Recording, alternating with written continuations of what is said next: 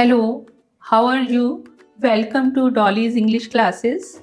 और आज का लेसन है साइलेंट लेटर GH पर।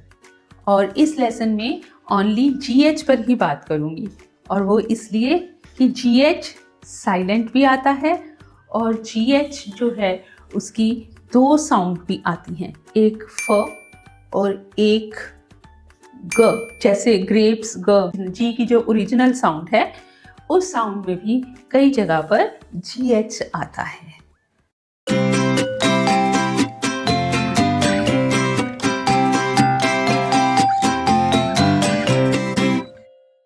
तो हम लोग देखते हैं कि कहाँ पर जो GH है वो साइलेंट हो जाता है। उसकी हमें GH जो है वो लिखा जाएगा ना, लेकिन उसकी हमें कोई भी साउंड सुनाई नहीं देगी। जैसे एग्जाम्पल्स हैं BOUGHT बॉट। अब हमने GH लगाया लेकिन उसकी साउंड बिल्कुल नहीं आएगी। और इसी तरह से night, NIGHT night, light, LIGHT light, CAUGHT caught. तो आप एग्जाम्पल से समझ गए होंगे कि जब GH साइलेंट आ रहा है तो उसके साथ लास्ट में T ज़रूर है।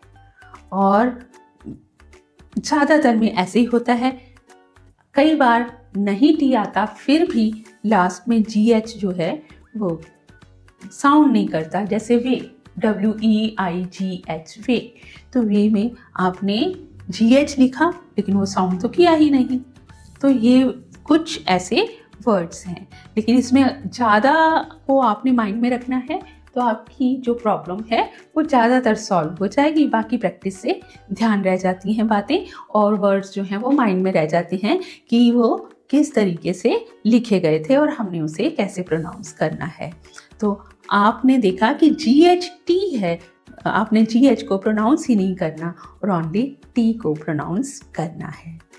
अब GH जो है ये तो हो गया साइलेंट, जहाँ पर वो साइलेंट है, लेकिन GH जो है वो फ की भी साउंड करता है, जो कि जैसे फिश में F साउंड करता है ना, उसी तरीके से बिल्कुल वही साउंड।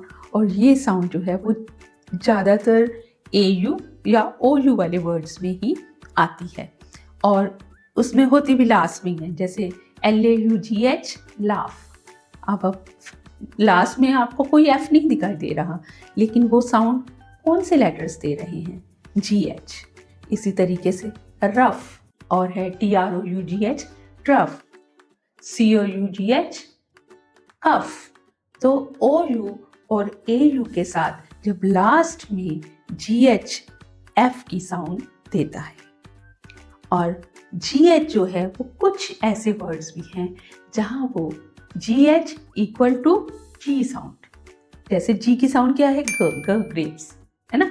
तो इसी तरीके से वो वाली साउंड देगा। और जिसमें सबसे ज़्यादा पॉपुलर वर्ड है गोस्ट, तो GHOST। अब उसे क्या प्रोनाउंस करेंगे हम? उसमें H को हमने प्रोनाउंस नहीं करना और उसे ओनली और ओनली G को प्रोनाउंस करके हमने बोलना है गोस्ट। ऐसे ही GHAST गास्ट। तो ये वो वर्ड्स थे, लेकिन इसी तरीके से GHOUL गोल। तो ये कुछ ऐसे वर्ड्स हैं जिसमें GH G की साउंड करता है। ये लेसन में हमने, इसीलिए मैंने GH का लेसन आपको अलग से दिया है ताकि इसका कंफ्यूजन आपको ना हो कि GH जो है कभी तो साउंड कर रहा है और कभी नहीं कर रहा, तो कहाँ साइलेंट है और कहाँ साइलेंट नहीं है। और मैंने ये पहले भी आपको बताया, मैं बार बार बता रही हूँ आपको कि इंग्लिश ने बहुत सारे वर्ड्स अडॉप्ट किए हैं, कुछ फ्रेंच से, कुछ ग्रीक से, कुछ लैटिन वर्ड्स हैं और दूसरी जो लैंग्वेजेस हैं उसका भी इंग्लिश के ऊपर बहुत प्रभाव है।